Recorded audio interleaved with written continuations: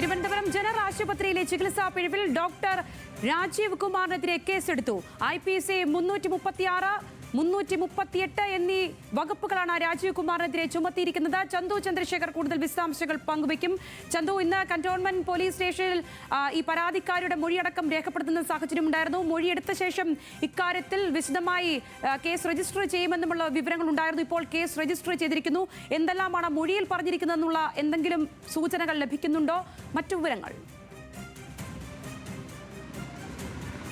സംഗീത, ഡോക്ടർക്കെതിരെ ഗുരുതര ആരോപണങ്ങൾ ഉന്നയിക്കുന്ന തരത്തിലാണ് കാട്ടാക്കട സ്വദേശിയായ സുമയ്യ ഇന്ന് പോലീസിന് വിശദമായ മൊഴി നൽകിയിരിക്കുന്നത്. ഡോക്ടറുടെ ഭാഗത്ത് ഗുരുതരമായി തന്നെ വീഴ്ച സംഭവിച്ചു എന്ന മൊഴി ഇന്ന് കന്റോൺമെന്റ് പോലീസ് സ്റ്റേഷനിൽ സുമയ്യ നൽകുകയുണ്ടായി. തൊട്ടു പിന്നാലെയാണ് കന്റോൺമെന്റ് പോലീസ് ഇപ്പോൾ കേസ് രജിസ്റ്റർ ചെയ്തിരിക്കുന്നത്. കേസിൽ പ്രധാനമായും IPC 336, 338 വകുപ്പുകൾ പ്രകാരമാണ് കേസ് എടുത്തിരിക്കുന്നത്. സ്റ്റേഷനിൽ നിന്ന് ജാമ്യം ലഭിക്കാവുന്ന വകുപ്പുകളാണെങ്കിലും മെഡിക്കൽ നെഗ്ലിജൻസ്, അതായത് ശസ്ത്രക്രിയ നടത്തുമ്പോൾ ഉണ്ടാകുന്ന പിഴവ് മൂലം ജീവഹാനി സംഭവിക്കാവുന്ന വകുപ്പുകൾ പ്രകാരമാണ് ഇപ്പോൾ കേസ് എടുത്തിരിക്കുന്നത്. കേസിൽ ഡോക്ടർ രാജീവ് കുമാർ മാത്രമാണ് പ്രതിയായിട്ടുള്ളത്. നേരത്തെ ഡോക്ടർ രാജീവ് കുമാർ പറഞ്ഞതനുസരിച്ചാണെങ്കിൽ ആരുടെ ഭാഗത്തു നിന്നാണ് ഇത്തരത്തിലൊരു പിഴവ് പറ്റിയത് എന്ന് മനസ്സിലാക്കേണ്ടിയിരിക്കുന്നു എന്ന് അദ്ദേഹം പറഞ്ഞിരുന്നു. പക്ഷേ ഡോക്ടർ രാജീവ് കുമാറിനെതിരെ മാത്രമാണ് ഈ മൊഴി നൽകിയിരിക്കുന്നത് എന്ന് വ്യക്തം. അതുകൊണ്ടാണ് അദ്ദേഹത്തിനെതിരെ ഇപ്പോൾ പോലീസ് കേസ് രജിസ്റ്റർ ചെയ്തിരിക്കുന്നത്. പക്ഷേ കേസ് രജിസ്റ്റർ ചെയ്യുക എന്നതൊരു സ്വാഭാവിക നടപടിക്രമം മാത്രമാണ്. ഈ ഡോക്ടർക്കെതിരെ ഏതെങ്കിലും തരത്തിലുള്ള നടപടി